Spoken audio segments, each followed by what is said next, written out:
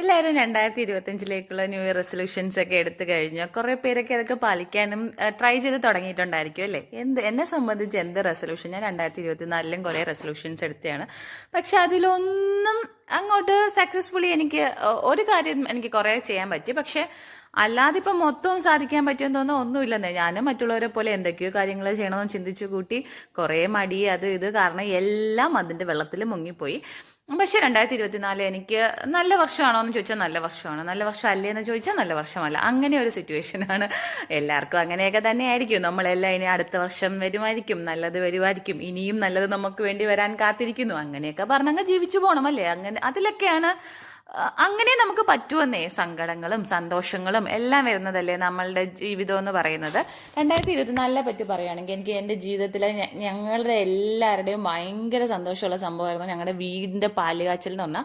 അത് ഭയങ്കര ഞങ്ങൾ അങ്ങ് എന്ത് പറയുന്നത്, നമ്മുടെ ഒരു സന്തോഷത്തിന്റെ പീക്ക് ലെവലിൽ നിന്ന സംഭവമാണ്. പിന്നെ സങ്കടങ്ങൾ ഉണ്ടായിട്ടൊന്നും ഇഷ്ടം പോലെ സങ്കടങ്ങൾ ഉണ്ടായിട്ടുണ്ട്. വിടുണിയുടെ സമയത്ത് തന്നെ അരുണ് ട്രാൻസ്ഫർ ആയിട്ടുണ്ടായിരുന്നു. പിന്നെ നമ്മൾ എല്ലാത്തിനും ഞാൻ അരുണിനെ ഡിപ്പെൻഡ് ചെയ്ത് ജീവിക്കുന്ന ഒരു വ്യക്തിയായിരുന്നു. ഇപ്പം കിച്ചണിലെ സാധനങ്ങൾ പോലും നമ്മൾ ഒരുമിച്ച് പോയാണ് വാങ്ങിക്കാറ്.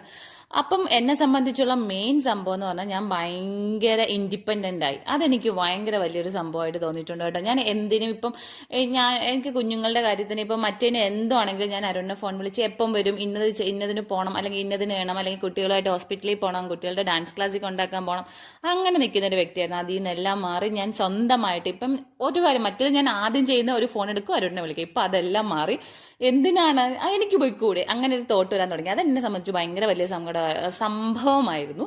പിന്നെ സങ്കടം ഉണ്ടോയെന്ന് വെച്ചാൽ എനിക്ക് ഭയങ്കര പറയാൻ പറ്റുന്നതും പറയാൻ പറ്റാത്തതുമായ കുറേ സങ്കടങ്ങൾ നമ്മൾ മനുഷ്യരെ കാണുമല്ലോ. അതുപോലെ എനിക്ക് പറയാൻ പറ്റാത്തതും പറ്റുന്നതുമായ കുറേ സങ്കടങ്ങളും ഉണ്ടായിട്ടുണ്ട്.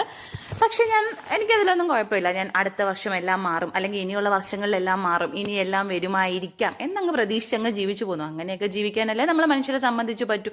അല്ലാതെ ഞാൻ ഇതിന് ഇനി മുങ്ങി തപ്പി അതിലും ആലോചിച്ചൊക്കെ ഇരിക്കുവാണെങ്കിൽ എന്നെ ചുറ്റും ഡിപ്പെൻഡ് ചെയ്ത് നിൽക്കുന്നവരുടെ ആ ഒരു നല്ല സമയവും കൂടെ നഷ്ടപ്പെടും. അതുപോലെ എൻ്റെ ജീവിതത്തിന്റെ നല്ലൊരു ഭാഗം ഇപ്പം പണ്ടുള്ളവർക്കൊക്കെ ആണെങ്കിൽ ആയുസൊക്കെ കുറേ ഉണ്ടായിരുന്നു. എന്നെയൊക്കെ സംബന്ധിച്ച് എനിക്ക് തോന്നുന്നില്ല ഞാൻ കുറേ വർഷം നീണ്ടു നിൽക്കുമെന്ന്.